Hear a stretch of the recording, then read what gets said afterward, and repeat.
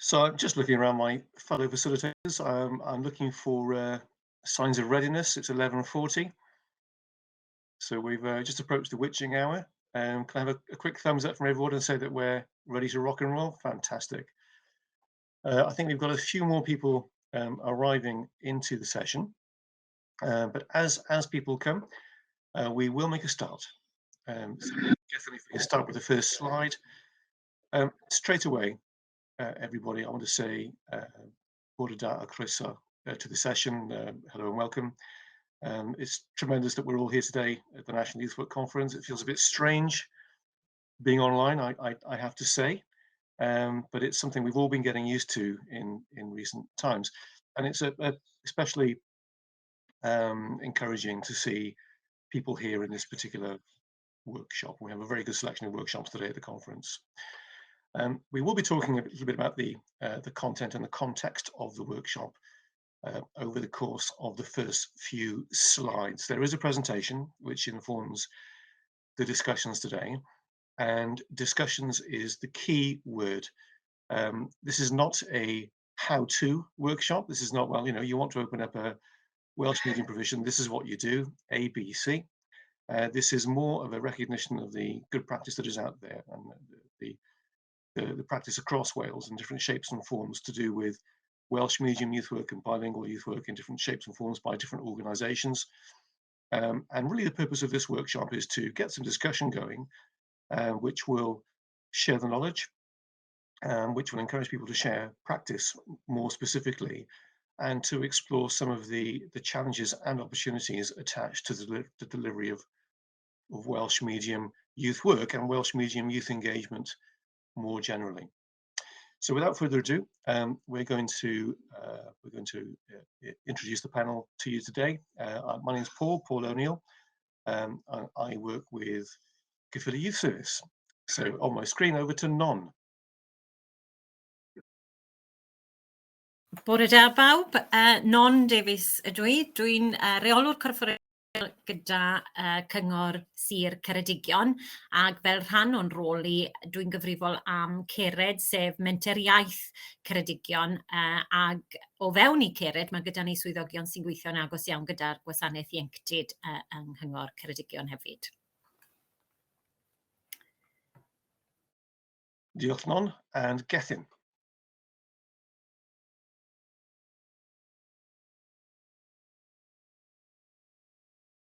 Bore da, fy enw yw Gethin Jones.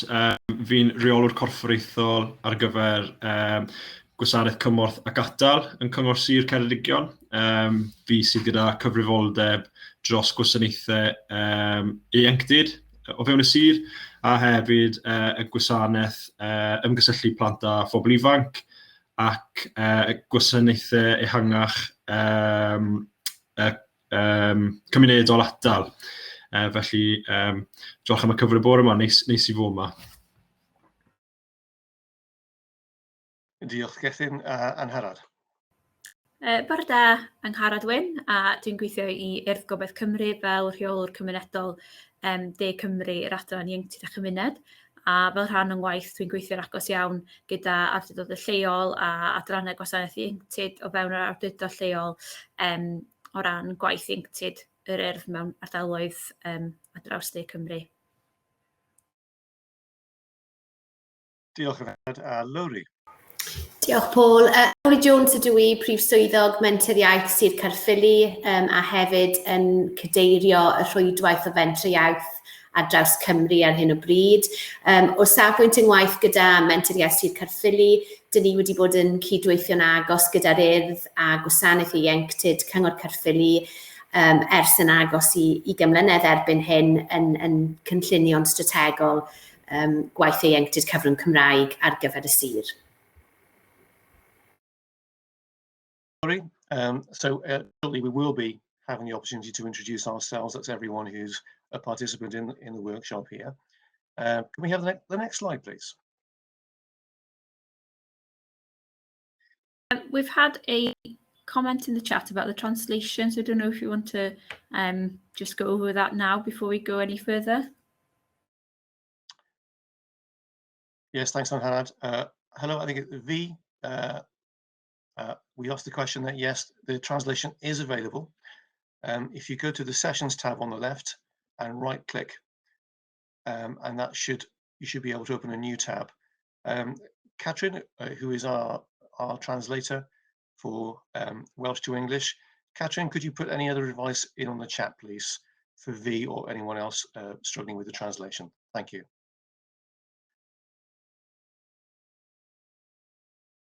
And we also have Steve Davis, who's in the lobby. Do we have anyone who can help Steve out to get him in the session?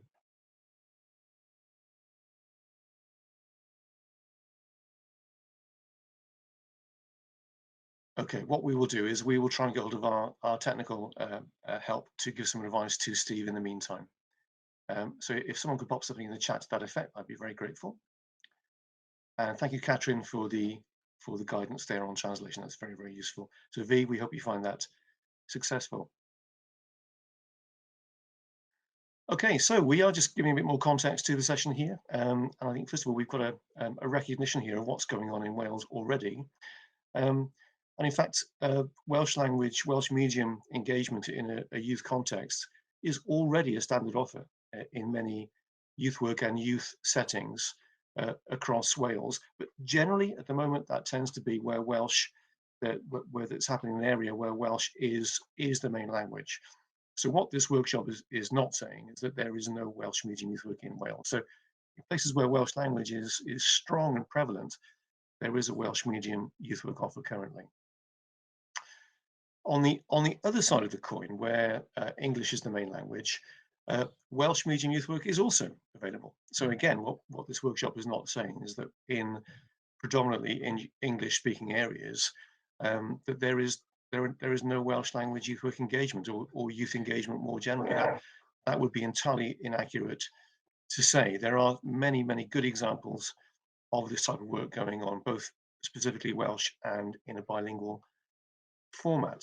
And in fact, in some areas, perhaps the larger areas with heavy population like Cardiff, the Welsh language offer is not just that, but it's actually multilingual, because in places like Cardiff we have more than 2 languages present.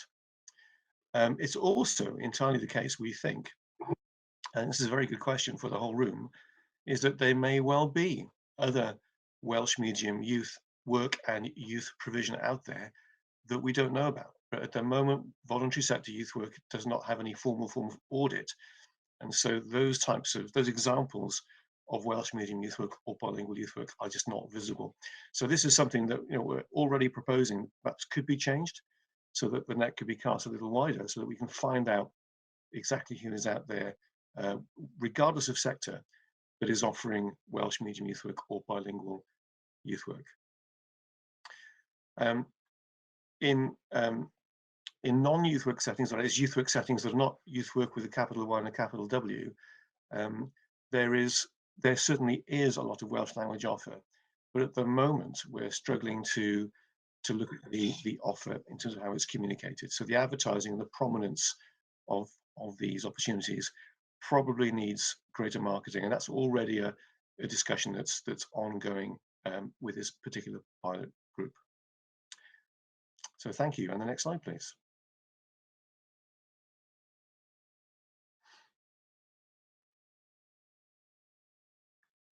Thank you very much. And the first thing I'll say, I mean, I'm hoping that already participants can see the direction of travel of this particular workshop, that we're setting the scene, and we want to be able to have a melting pot of ideas and sharing the knowledge. So what I would say is very important, and in fact, the success of the workshop hinges on people's participation.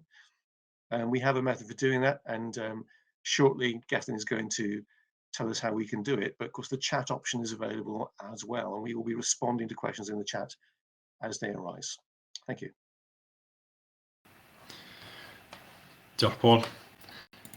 OK, so cyn I mi roi trosolwg o'r gweithdi bore yma, jyst eisiau mynd trwy roi pwyntiau byr ar sut fydd y sesiwn yn llifo. Elfennau housekeeping a sut gallwch chi cymryd rhan yn y sesiwn gobeithio. Felly, jyst i atgoffa chi, mae yna darpariaeth cyfieithu ar gael. Rydym yn eich annog chi i gymryd rhan yn y Gymraeg neu y Saesneg. Bydd cyfleoedd i chi cymryd rhan trwy codi trwy gwasgu'r bwtwn glas i ymuno gyda'r sesiwn, ond hefyd plis defnyddiwch y nodweddion chat y byddwn yn ei cyflwyno sut allwch chi wneud hyn mewn eiliad. Os chi eisiau gofyn cwestiwn neu rannu sylwadau'n llafar, fel nath Paul sôn, jyst gwaswch y botwm glas ar yr ochr dde y sgrin. Felly, rydym yn bwriadu sesiwn i fod yn rhyngweithiol ac yn cyfranogol, a'r prif nodau yw trafod fel mae'n edrych am gwasanaethau ieuenctid Cymru heddiw, a bydd cyfle i chi rannu'r heriau i chi yn gweld neu wedi profi yn yr maes, yn ogystal â ymarferion da a syniadau sut gallwn ni cydweithio i ddatrys rai o'r heriau yma, a gobeithio cwblhau gan cytuno'r camau nesaf wrth symud ymlaen. Yn gyntaf, wrth i ni fynd trwy'r sleidiau nesaf, hoffwn i chi cyflwyno'ch hun a dweud ychydig wrth ni am eich sefydliad neu ardaloedd gwaith chi, a ychydig am pam rydych chi wedi dewis ymuno gyda ni yn y sesiwn hyn bore yma. Felly, defnyddiwch yr cyfle hyn os gwelwch yn dda i ymgysylltu gyda'ch gilydd a i cynnig unrhyw sylwadau sydd gyda chi.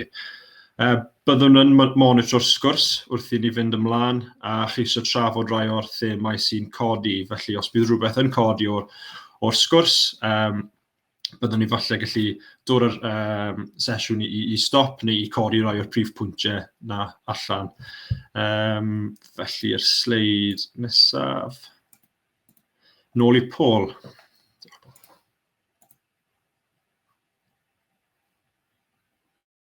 Thank you, Gethin. So, Gethin, at this point, are we going to introduce people or allow them to introduce themselves?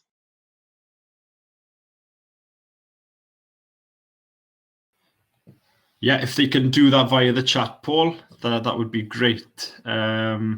Hopefully the translation worked there in terms of how I try to explain. So if you can introduce yourself via the chat. If I just go back to the previous slide quickly. Thanks. So there we are, everybody. The chat function is there. We want to know who you are. Well, we know who you are because your name is on the chat, but which group or organization you're with, and the brief reasons why you're here in the workshop. And this will be important for us to see, because this will provide the context for our discussion, and we can leave us some information and it will be relevant in the context of your own type of work.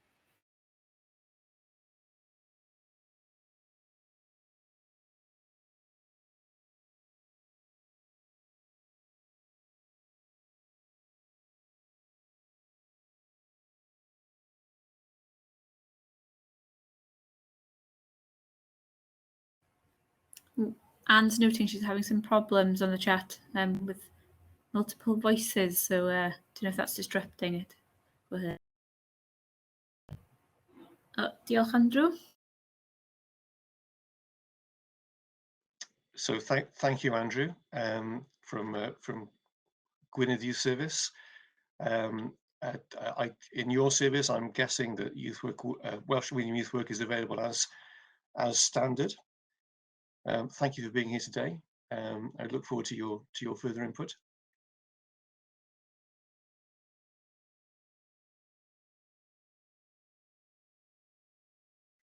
And V has put some very interesting and very topical information into her chat as well. V is with the Vale Youth Service in South Wales.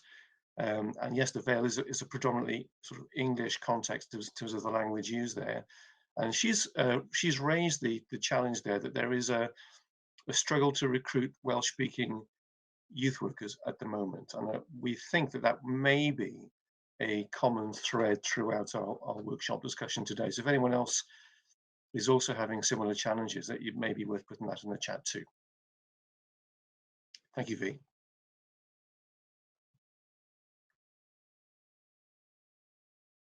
And we've got Emma from the North Wales Fire and Rescue. Lovely to see you. And Emma, I'm not sure what would be the reasons for your being there. That would be useful to know people's motivation for coming into this particular workshop, because that could then form a set of bullet points for us that we could address hopefully by the end. So Emma and everyone, if you can give us your reasons for that. If you don't have a specific reason, that's fine. But if there's something in particular that has your curiosity, then we'd like to know about it, please. And Emma, thank you, Emma.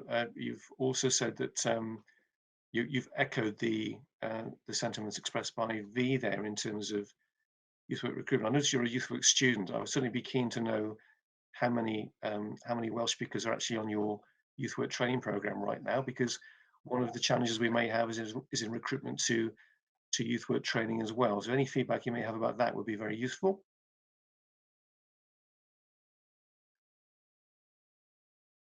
And Mae'r, thank you very much. Welcome. You're also working at Aberystwyth University, and you're looking for inspiration for the roles, Welsh and English, highlighting the importance of Welsh medium youth work to students and fellow Bydd members. So thank you very much for being here. Yeah, we'd echo that. The current discussion, the current narrative in youth work circles is about how we can highlight and develop the Welsh medium offer. And Emma there is very keen to be a Welsh speaker, so fantastic, Emma. That's great stuff. And you're not fluent, and this is another interesting question that will come up when the question is asked of practitioners. Now, do you speak Welsh? We're often being told now, well, no, and actually what the truth is more like, well, I'm not fluent, I'm not really that confident at speaking Welsh, but actually I do speak some Welsh. So that's a very interesting point. So so thank you, Emma, that you've prompted a very interesting question there.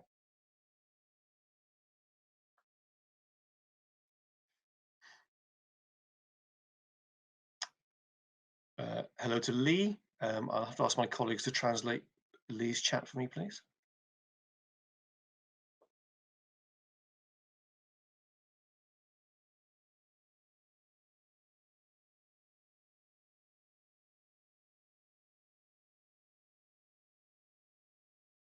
Have Anne Smith. Welcome, Anne. Good to see you, or if you know what I mean. So yes, with the QM, the quality mark inspector, those who are not familiar with the initials QM, that's a reference to the youth work quality mark. So if there are any organizations here who are thinking of acquiring it, please make inquiries after the conference and you'll be taken through the process. And we have Louise, a colleague of mine. And Louise, good to see you, Louise. And again, an example of current youth work practice in a predominantly English-speaking area. And we've got some questions here. The Lemonade Project. We want to know more about that, please.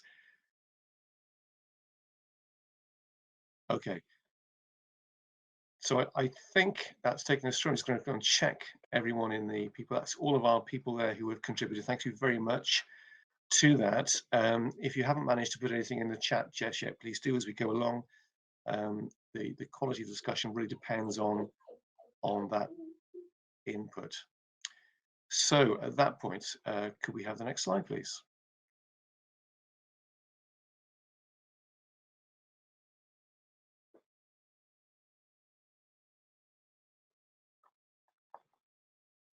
Just checking, Paul, can you see the context slide? I might be having difficulties with my screen.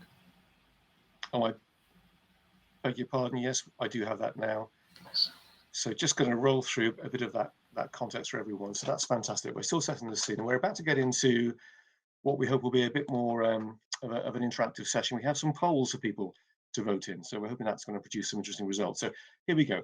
For those who may not know, obviously we have an interim youth work board at the moment. It's been busy working the past couple of years on constructing a report. That report has just been published. So if anyone here is not available, that hasn't seen that, please go to the Welsh Government website and download the report. It makes excellent reading, it's very encouraging, and a lot of recommendations attached to that report. And so that's going to keep us all busy for the next year or two, I would expect.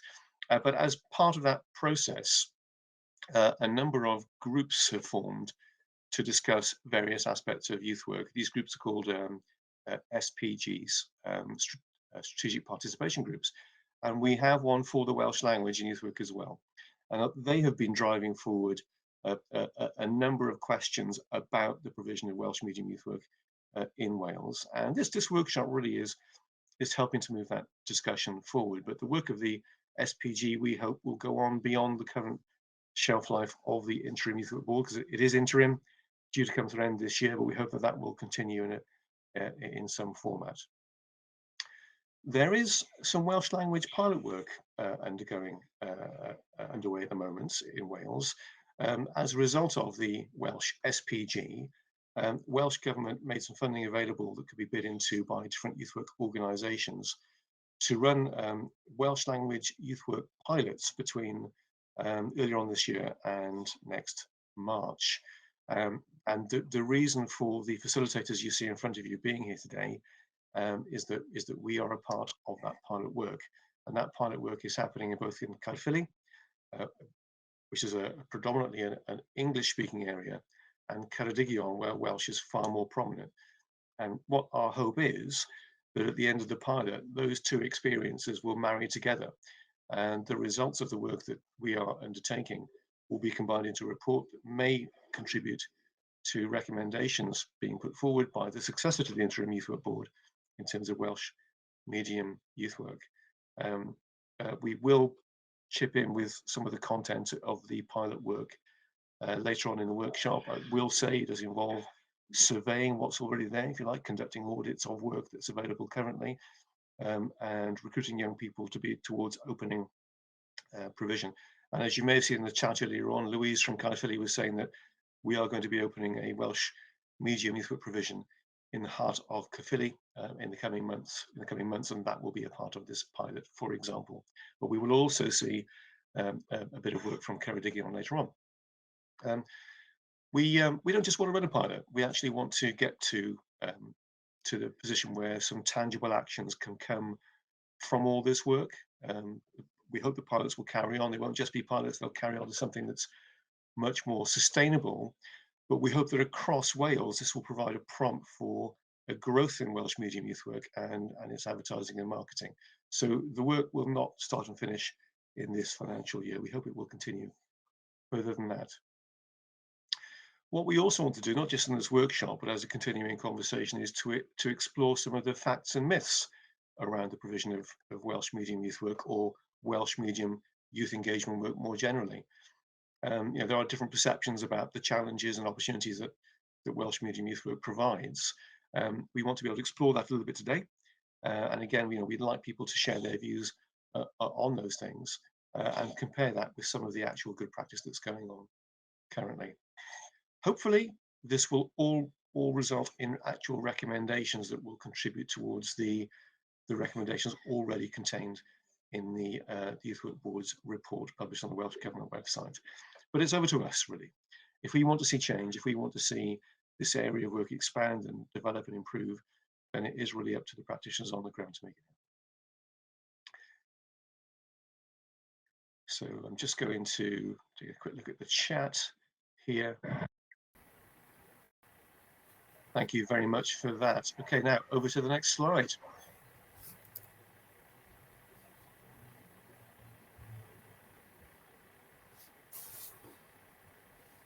Diolch, Paul.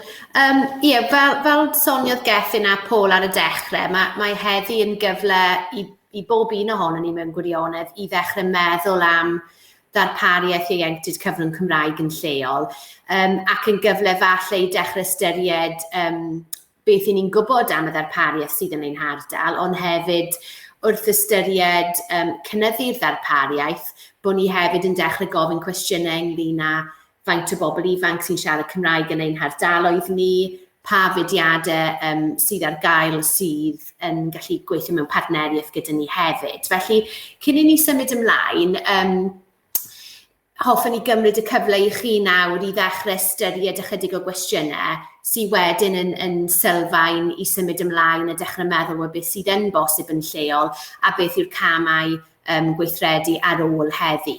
Felly, dyle bod chi'n gallu clicio ar y dde ar yr opsiwn polls, a fe welwch chi 3 gwestiwn fyna sy'n gyfle i ddechrau i feddwl am eich darpariaeth a'ch ardal lleol chi, neu'r ardal y waith i chi ynglwm â fe ar hyn o bryd. A'r cwestiwn cyntaf dylech chi weld yw, a ydych chi erioed wedi darparu gwasanaethau cyfrwng Cymraeg i bobl ifanc? Felly, os ewch chi at y polls a clicio wedyn fyna ar y dewisiadau, a ddylen ni falle mewn ychydig o eiliadau gweld wedyn falle beth yw'r canlyniadau. Felly, mae hwn jyst yn gyfle i ddechrau meddwl beth yw'r sefyllfa a falle beth sydd angen ystyried ar ôl heddi wedyn. Ar hyn o bryd, mae'r canlyniad yn eitha uchel o ran y bobl sydd wedi bod yn darparu gwasanaeth Cymraeg i bobl ifanc. Mae 90% o bobl wedi ateb yn dweud do.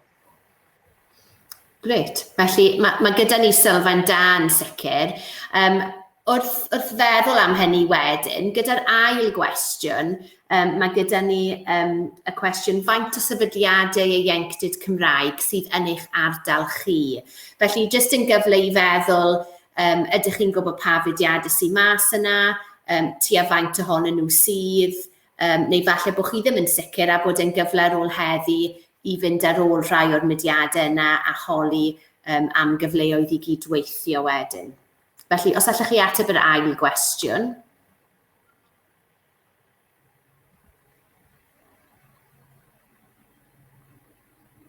Mae'r ateb yma bach fwy cymysg, ond mae'r mwyafrif o bobl sef 45.5% ar hyn o bryd wedi dweud bod mae ddim yn fyny 50 yn dweud bod yna llai na 5 o sefydliadau Cymraeg yn ei ardal nhw.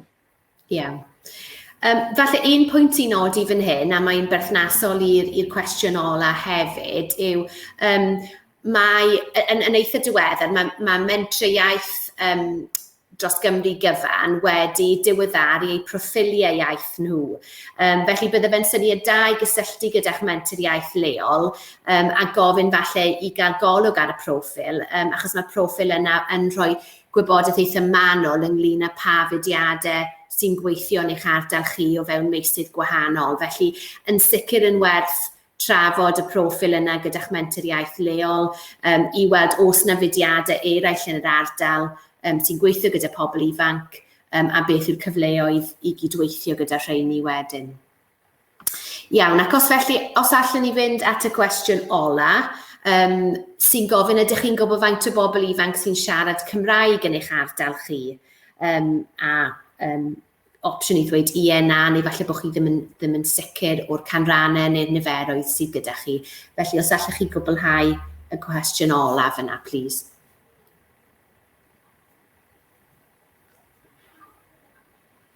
Mae 41% wedi ateb yn dweud ddim yn siŵr, felly falle bod nifer ddim yn cweit yn siŵr o niferoedd yn ei hardal nhw.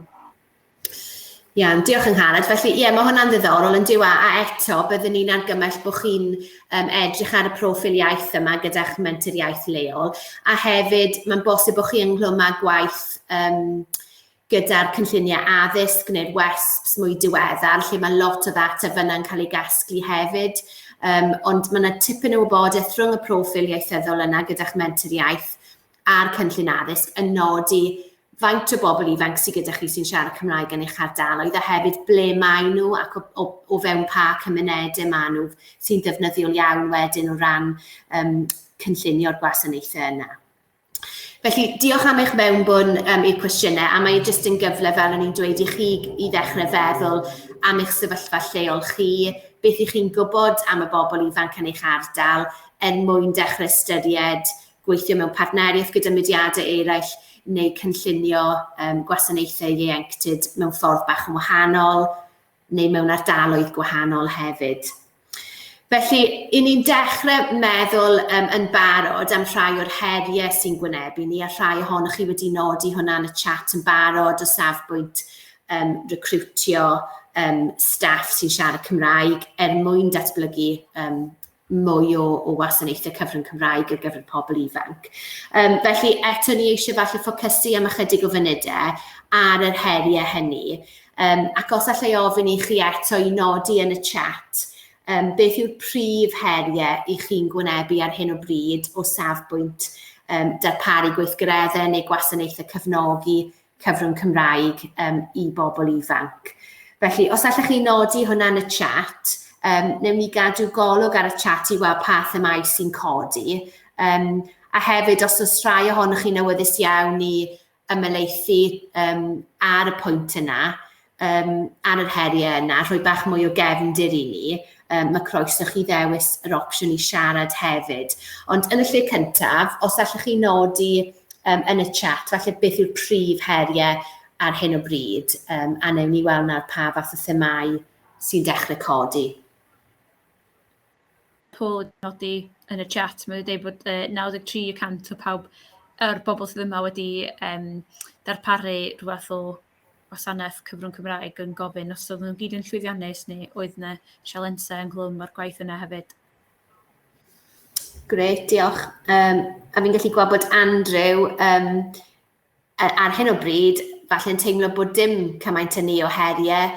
Mae pawb sy'n cael ei gyflogi gan Cyngor Gwynedd wrth gwrs a lefel uchel o sgiliau iaith Gymraeg. Felly, Gwynedd yn sicr mewn sefyllfa eitha eithriadol, ond dwi'n siŵr bod pethau gyda ni gyd i ddysgu o'r profiadau yn Angwynedd hefyd. Ond yn sicr i chi mewn sefyllfa ffodus o ran recrwtio staff sy'n falle'n un o'r prif heriau. Ni wedi sôn yn amlwg sgan nhw ddim staff sy'n siarad Cymraeg o fewn i tîm nhw, felly mae'r Urdd yn darparu y gwasanaeth iddyn nhw, sydd falle yn dangos y gwerth mewn gweithio mewn partneriaeth gyda mudiad mwyn gallu darparu gwasanaeth cyfrwng Cymraeg i blant a phobl ifanc. Iawn. Diolch fi, a wedyn falle Emma yn dod o'r cyfeiriad, o'r un math o gyfeiriad yn sôn am falle diffyg niferoedd o siaradwyr Cymraeg hyderus i fod yn rhedeg gweithgareddau. A mi jyst yn edrych yn ôl ar y chat, ardal Rhondda Cynon Taf wedyn roedd y tîm cyfeirio ato fe. Yn gofyn beth ydy ystyr gwaith ieuenctid Cymraeg, ac os ydy yn golygu gwneud cynnig cri neu yn gwneud rhywbeth wedi drochi. Dwi'n meddwl beth ni'n edrych ar fan hyn ydy gwaith trochi sy'n wir yn golygu bod yna ddarpariaeth Gymraeg ar gyfer plant a phobl ifanc sy'n siarad Cymraeg unai fel iaith gyntaf neu ail iaith ar gael ar draws Cymru rili, a sut mae modd darparu hynna ac edrych ar y posibilrwydd o ddarparu hynna mewn cymunedau falle ble does dim darpariaeth ar gael ar hyn o bryd neu angen datblygu'r darpariaeth. Diolch Angharad, a fi hefyd yn atsen safbwynt Emma wedyn o safbwynt darpariaeth ymrwm organog lle mae staff falle sydd ddim yn ddigon hyderus. Felly mae hwn yn thema dwi'n meddwl sy'n codi'n eitha cyson lle mae gyda ni staff falle sydd wedi bod trwy addysg Gymraeg, ddim wedi gallu defnyddio'r Gymraeg ar ôl gadael ysgol, ac erbyn iddyn nhw wedyn i fod mewn swydd a dechrau dilyn gyrfa, mae'r hyder yna yn gymharol isel. Felly dwi'n gwybod yng Nghaerffili ar hyn o bryd i ni'n trafod hwn yn benodol ac yn ystyried pa fath o gefnogaeth gallen ni fod yn datblygu mwyn codi'r hyder yna a sicrhau bod nhw yn gallu defnyddio'r Gymraeg o fewn eu gwaith fel gweithwyr ieuenctid wedyn. Ie, a Emma yn dweud rhywbeth tebyg o safbwynt personol wedyn o ran teimlo'n ddigon hyderus i fod yn rhedeg sesiynau i bobl ifanc trwy gyfrwng Gymraeg.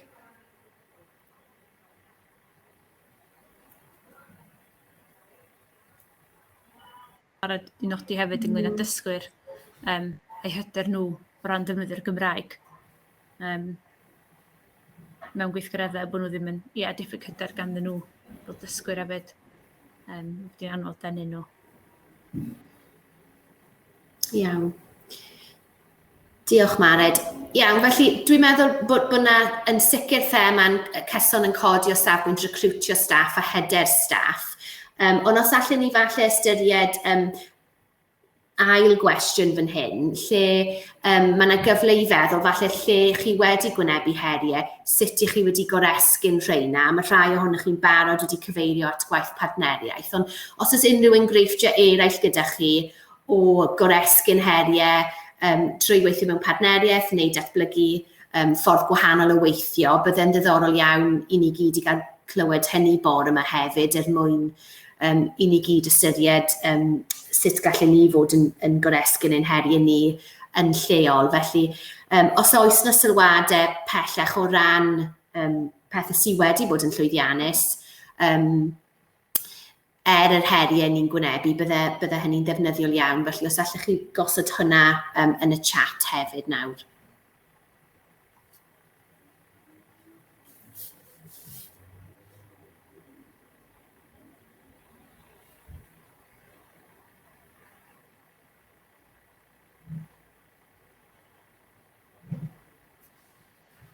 Cyfryngau cymdeithasol gan ni yn sôn am bod nhw'n sicrhau bod cyfryngau cymdeithasol nhw yn ddwyieithog wedyn, bod hynny'n mynd allan.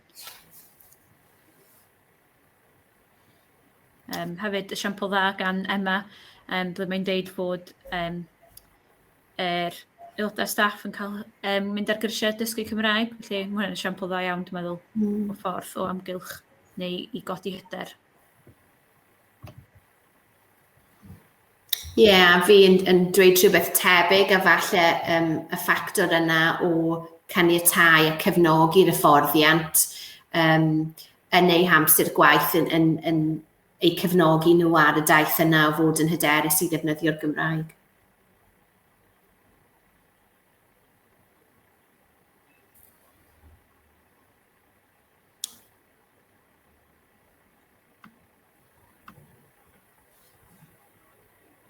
Unrhyw bwyntiau eraill gan unrhyw un, dwi'n gwybod bod fi wedi cyfeirio at y gwaith partneriaeth yn gynharach gyda'r urdd, a mae hwnna'n enghraifft wych yn diwe o gydweithio mwyn sicrhau bod y darpariaeth ar gael.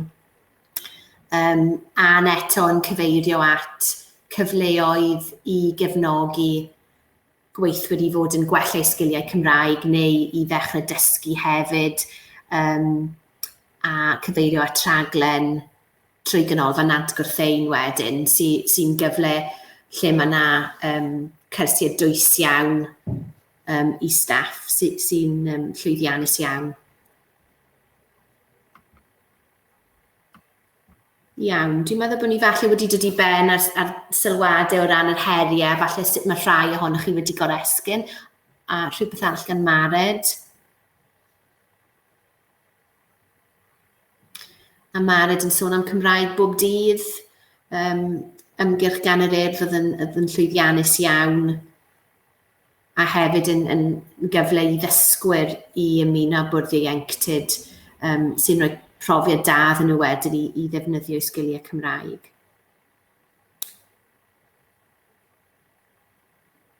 Mae Gareth yn gwneud pwynt da fan o ran y ganolfan dysgu Cymraeg cenedlaethol yn gweithio gyda'r sector mwyn darparu cyrsiau Cymraeg gwaith penodol ar gyfer Gwaith Ieuenctid. Mae hwnna'n syniad da, dwi'n meddwl o ran hynna, bydd o'n help mawr i nifer fawr o sefydliadau neu awdurdodau lleol i oresgyn neu gallu darparu mwy o wasanaeth trwy gyfrwng Gymraeg neu dechrau neu datblygu'r gwaith yna. Felly, falle bod hwnna'n opsiwn dda iawn. Yn sicr ac yn sicrhau bod y cyfleoedd i ddysgu yn berthnasol iawn at y math o waith mae Gwaith Ieuenctid yn gymryd â fe, felly hynny yn gyfle da iawn i ddatblygu, dwi'n meddwl.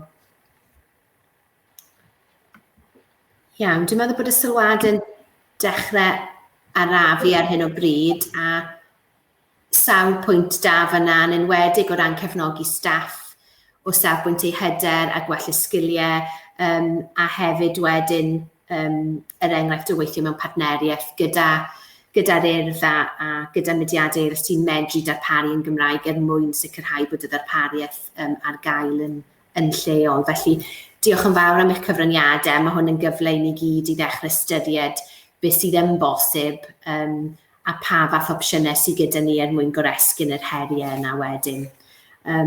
Felly, os ewn ni ymlaen i'r sleid nesaf, mwyn trafod enghreifftiau o arfer da wedyn hefyd. Diolch Lwri. Felly mae'r sleid yma yn canolbwyntio ar feysydd arferion da sy'n cyffredinol ac yn perthnasol i lawer o ardaloedd ar draws Cymru. Byddwn yn cymryd tro fan hyn, fi'n credu, i roi enghreifftiau o'n meysydd a gwasanaethau ni yn penodol. Ond eto, bydd tipyn o pethau yn plethu fel oedd Lwri'n sôn yn plethu gyda'r sylwadau sydd wedi dod trwy'r chat. Felly, gyda'r pwynt cyntaf, fi'n credu oedd hwnna'n thema cryf oedd yn dod trwyddo rili o ran cefnogi staff a roi'r cymorth yna mewn i datblygu yr elfen hyder rili, i staff fod yn hyderus ac yn cyfforddus i darparu cyfleoedd trwy gyfrwng y Cymraeg ar unrhyw lefel. O ran profiad a enghreifftiau yng Ngheredigion, mae cytundebau corfforaethol ar gael ar pob lefel rili, i alluogi staff i fynychu hyfforddiant, i ddysgu neu i datblygu eu sgiliau Cymraeg, ac mae hyn yn hanfodol wrth ddatblygu gweithlu a darpariaeth cadarn. Felly unrhyw un sy'n ymuno gyda'r Cyngor yn Ceredigion, maen nhw yn cael y cyfle yna o fewn eu cytundebau i just cael yr cyfle i naill datblygu'r iaith presennol neu i dysgu'r iaith Cymraeg os maen nhw wedi symud mewn i'r ardal. Mae hyn yn hanfodol rili wrth ddatblygu gweithlu a darpariaeth cadarn ac eang i roi cyfleoedd amrywiol i plant a pobl ifanc a teuluoedd ar draws y sir. Mae hyn yn grymuso cymunedau sy'n cydnabod y pwysigrwydd gwasanaethau a chyfleoedd Cymraeg. Ond fi'n credu mae hyn yn elfen allweddol, fel oedd Paul yn sôn gyda'r peilot o ran sut bydd Sir Caerffili a Sir Ceredigion yn plethu. Dyn ni'n awyddus i roi tipyn o ffocws arno yr elfen yma trwy'r peilot o ran asesu'r strategaeth a sut mae hwnna'n edrych mewn ymarfer a gweld os ydy'r modelau hyn yn gallu cael ei ddyblygu'n pellach hir tymor ar gyfer darpariaethau a gweithgareddau cyfrwng Cymraeg. Mae yna blaenoriaeth i hyrwyddo opsiynau Cymraeg yn cyntaf ar draws yr sefydliad. Enghraifft syml iawn yw dechrau pob sgwrs yn Cymraeg. Mae hwnna'n cael ei hyrwyddo ar draws y sefydliad i pob aelod o staff gwneud yr ymarfer yna o dechrau pob sgwrs trwy Cymraeg. Mae darpariaeth Cymraeg yn cael ei chynnwys yn ein cynlluniau busnes a strategaethau corfforaethol. Mae rhaid i'r holl ddeunyddiau fod yn ddwyieithog a threfnu gwasanaeth cyfieithu ar gyfer cyfarfodydd cyhoeddus. Felly mae hwnna'n rhywbeth fel sir ni wedi rhoi mewn bod hwnna yw'r lefel pob gwasanaeth yn gorfod hyrwyddo.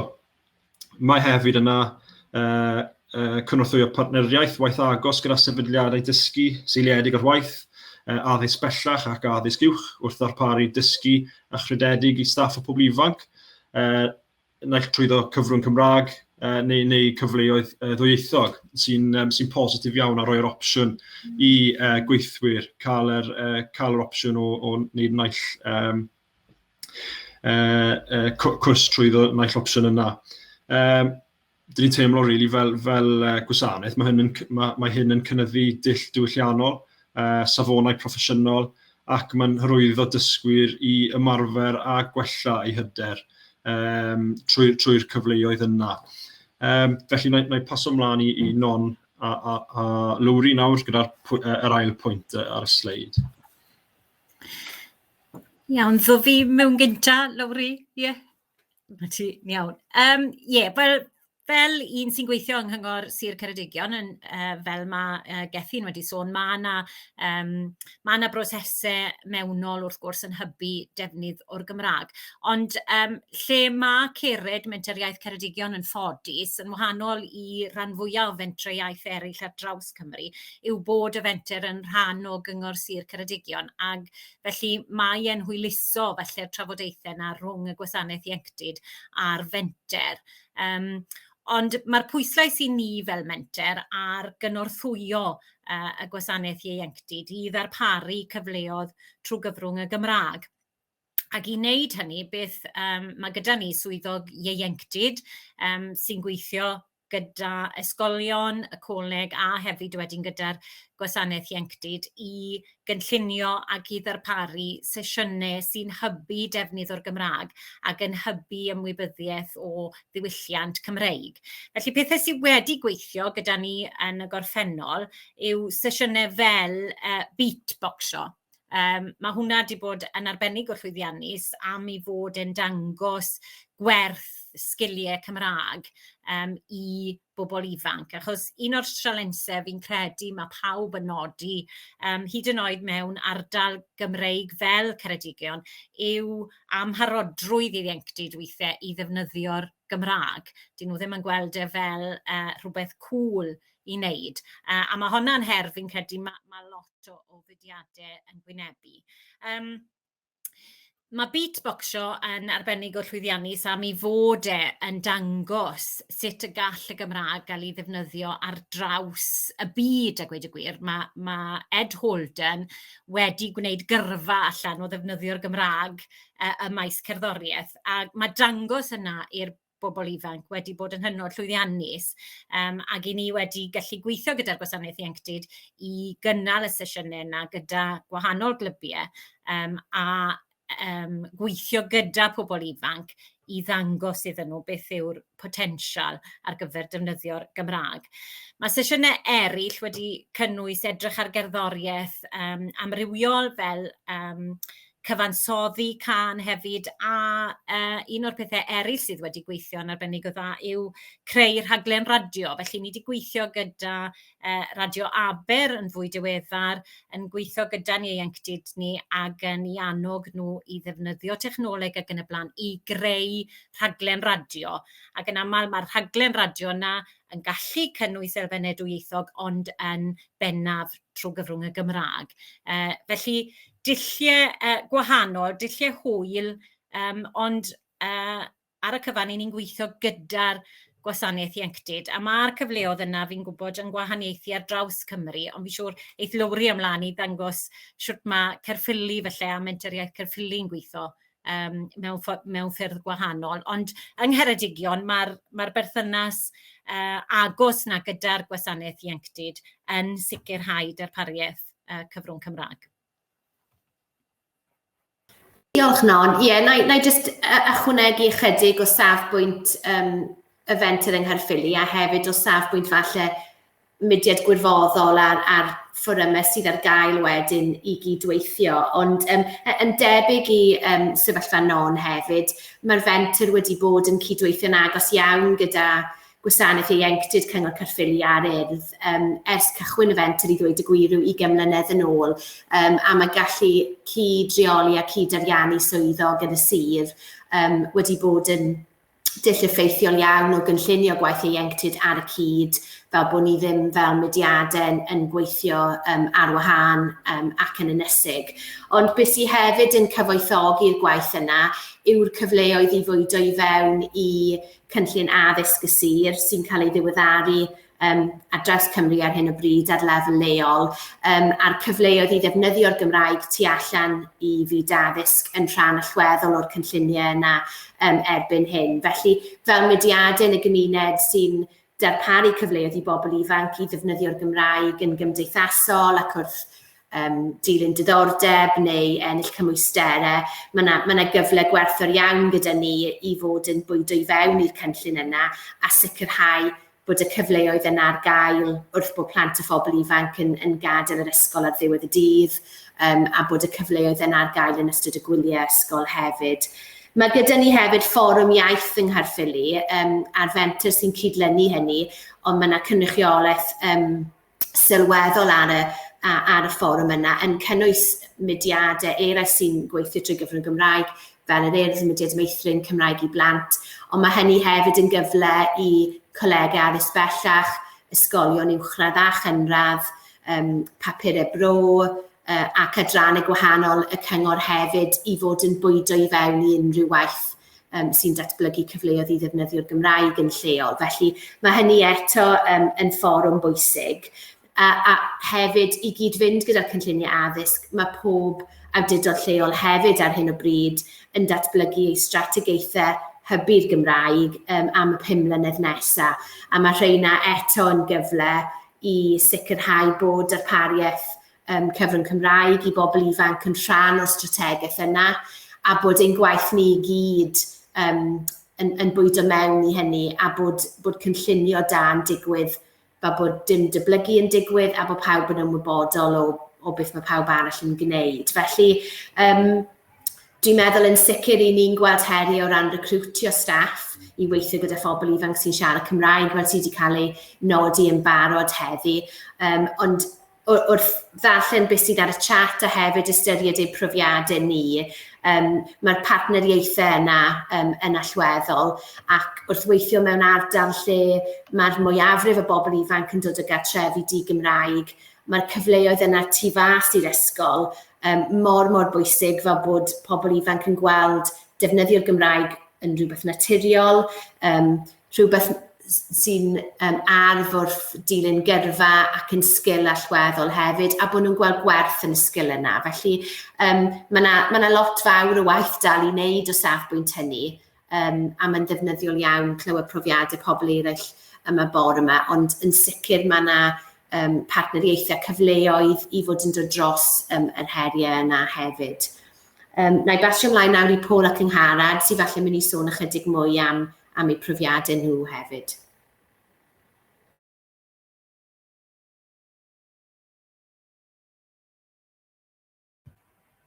Diolch, Mary. Paul, ti eisiau mynd yn gyntaf?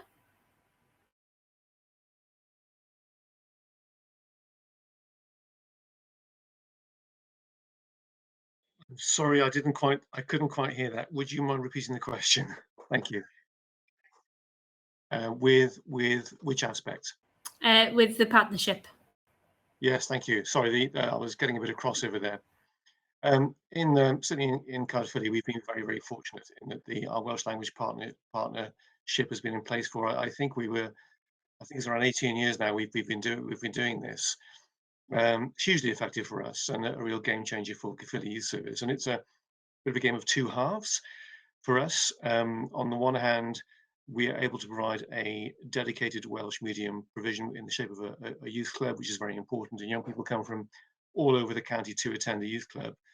And because our partnership contributes financially to the recruitment of a Welsh medium youth worker, we have someone who has a specific role and can work in that youth club. But we also have other staff that we train up and qualify through the medium of Welsh to work in that club environment. But the partnership is more than that, because the partnership also feeds into the more general offer that we have across the youth service, and of course in other areas too, like school sites. And at the moment, that partnership is developing under the auspices of the current Welsh medium youth work pilot. And we are hoping to look at the good practice that we've been delivering over the last 18 years and expand that to, for example, recruit other youth workers.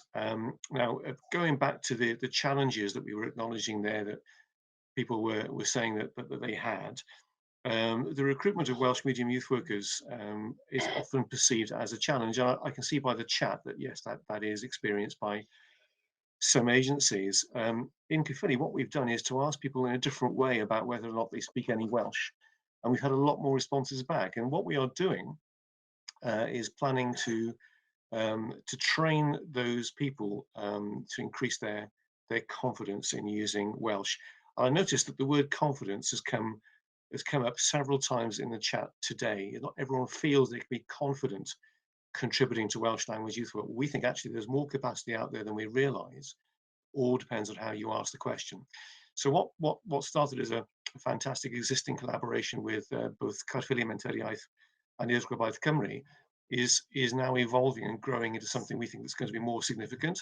It's causing us to ask some questions about our practice and how we ask questions like, for example, do you speak Welsh? Because we suspect we've probably been asking that question the wrong way before. And actually looking more at the data and how many young people actually speak Welsh out there by tapping into the structures contained within Gwaith Cymru and Cyfrwng, Mae'n, eraill. But also that has prompted us to look further afield to some of the larger structures within the local authority, including the Welsh Language Department and those that look at demography.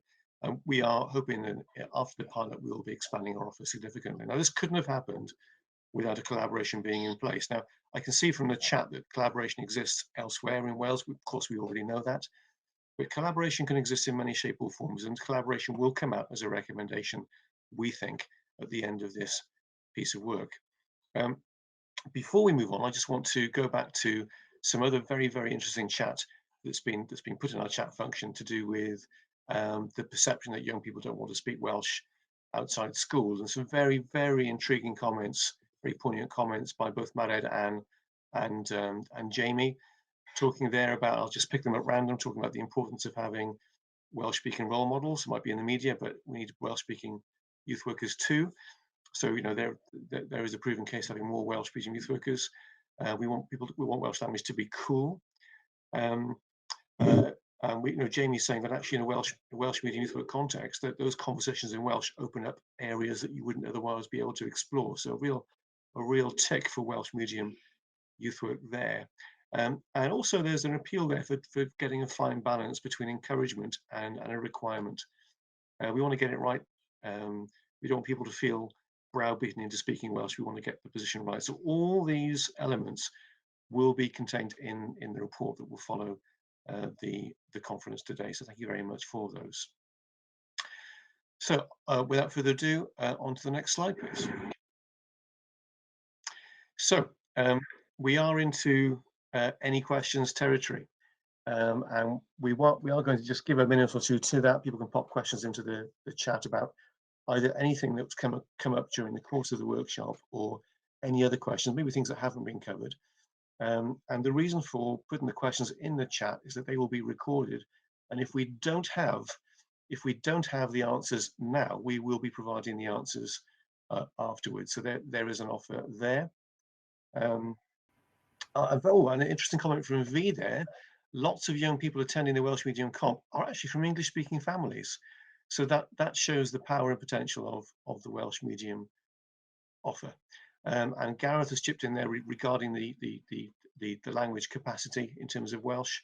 That it is untapped, and he's referencing the 2018 report on the value of youth work training there, which I would encourage everyone to go and have which can be have a look at, which can be downloaded from the Estyn website. And confidence again is a key issue. As part of the partnership, for example, in Cyfrwng, we will be offering Welsh confidence classes to our workers who we think will be working in our Welsh medium provision. And Eleri has come in right at the end to say hello. So Eleri, thank you for making it. Sorry you couldn't get access to the chat before. Lovely to have Cardiff Youth Service represented today. So please carry on putting things in the chat. But the conversation doesn't begin and end here in the workshop. As we are now building up to the end of the workshop in 2 minutes' time, we will say that any of the chat here will be recorded, will be fed back into the Welsh Language Strategy Participation Group. So if anybody wants to have any comment, they want that seam of conversation to carry on a national level, please put comment in the chat before we finish today. Yeah, I think we're here till 12:45, aren't we? So we've got a few more minutes. We've got a few more minutes. So we do have time for those questions, and also to raise any more issues that we think should be taken forward at a national level. So we're going to open up the chat now. So we're looking for questions now that this group can discuss, or any other wider questions that we think the Strategic Participation Group for Welsh Language could or should be taking forward. And here we go. So V, thank you for that. Has there been a national study survey to see if those attending Welsh medium schools want to socialise or attend youth provisions through the medium of Welsh also? Well, I can tell you that's part of the pilot work going on now. That question is being asked, but that's not a national survey. I'm going to open up the question to the other panel members or anyone else who's participating today. Do we know of any national surveys that ask this specific question? No, I'm not aware of anything. Don't know, Luri, if you are, or Gethin, or none. That's been a national survey about this, really. I think it's important to emphasise siarad Cymraeg. Bwysig bod ni yn edrych ar hyn, ond hefyd bod y ddarpariaeth yna ac yn gwneud i'r bobl ifanc sylweddoli bod y ddarpariaeth Cymraeg ar eu cyfer nhw hefyd.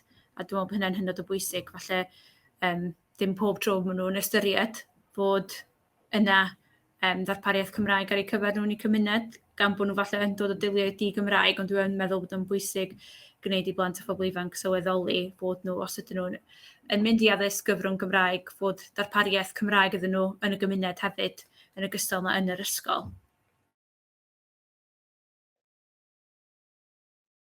Byddwn ni'n cytuno gyda hynny, Harad. A hefyd mae yna arolwg defnydd iaith, falle bydde non yn gallu cywiro fi fan hyn. Dwi'n meddwl bob 2 flynedd Mae'n hytrach na bob blwyddyn, a mae hwnna yn dangos rhywfaint o wybodaeth ynglyn â dewisiadau pobl ifanc a pryd maen nhw'n defnyddio'r Gymraeg.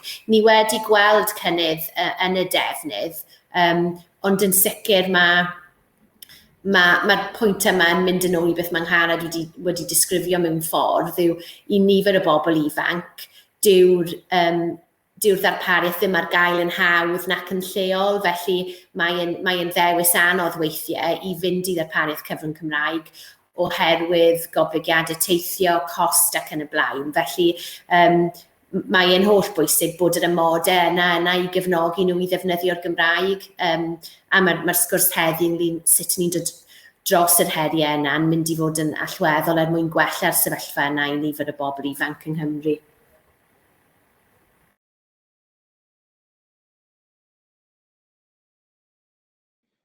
Thank you, Lori. So V, thank you for that question. You've posed a very interesting question there in terms of wider research there. So what we can now tell you is that question will be elevated to the appropriate participation group, the Welsh language group, SPG that is, under the auspices of the Interim Youth Work Board. So thank you for posing that. We're not aware of any existing survey of this type, though we think similar things may be done at a local level. So V, very useful question. We can guarantee that one will go forward. So we have some very other useful comments here. Very poignant comment from Emma here, who says, I think if there were more free drop-in Welsh language classes in the area, there would be a bigger uptake. There are a few in RCT, but most of them are not free. So access to learning Welsh could be an issue there, and I guess we're also talking for younger people. If they could drop in and learn Welsh too, that should be encouraged. Maybe there is a role for the youth work services to do that.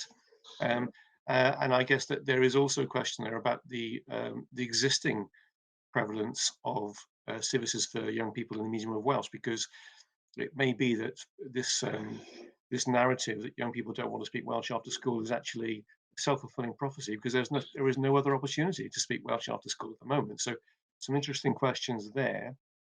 And we also have an interesting question posed by Anne. Is there an opportunity to look at marketing the profession to Welsh-speaking young people? How do we find out about youth work careers? And the point is being made here that at the moment they may be going elsewhere. We may be losing them from youth work into other professions. And there's a reference here to an Mae'r scheme a few years back to increase the opportunity to increase Welsh speaking in the youth work workforce. And Harad, can you tell us a bit about that? You're on mute there, Harad. Sorry.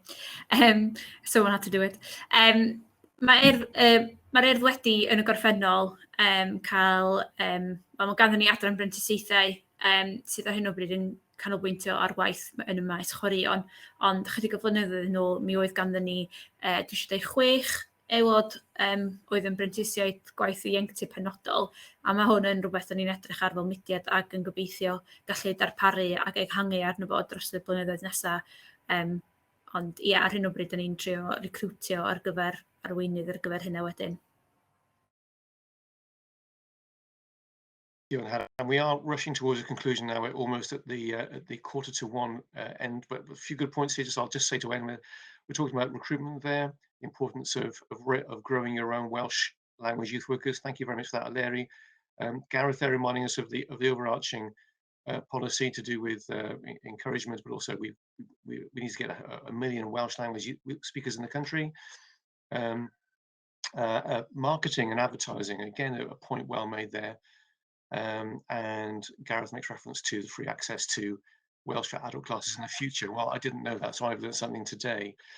So on that note, we have reached the end of the line for today's workshop. So it's a very big thank you to all the facilitators who have prepared and delivered today, and all of our technical support in the background. And of course, a big thank you to all of those who have managed to participate today.